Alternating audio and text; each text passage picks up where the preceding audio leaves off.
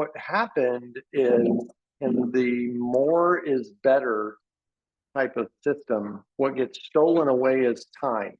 And in order to build any relationship, you need time to invest in the relationship. And doctors, family medicine doctors especially, we love building relationships with our patients. And so all of a sudden, we were getting pressures from every angle that was counter to building relationship. It was more about how many can you see, how fast can you do, how much revenue can you generate.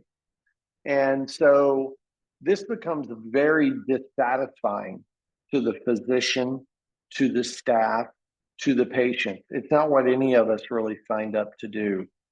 And so then you lose the value of primary care and having a continuity doctor patient relationship to where we take care of people in the context of a relationship, meaning I know them, they know me.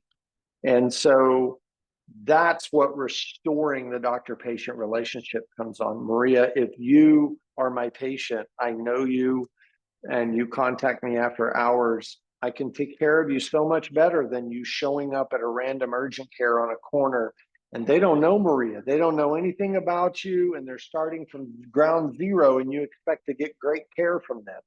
It doesn't happen.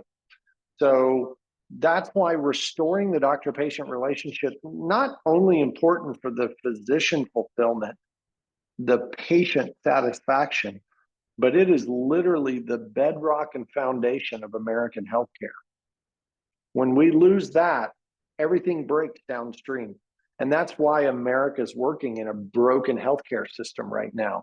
We completely wanted to remove the human element and make it, instead of being a very patient-centered model, that's what we were all here to do, right? Is take care of patients. That's what doctors do. Let's take that away. And instead of the patient at the middle, let's put revenue at the middle. And let's design everything we do around that revenue. And all of a sudden, your decision-making processes are very different.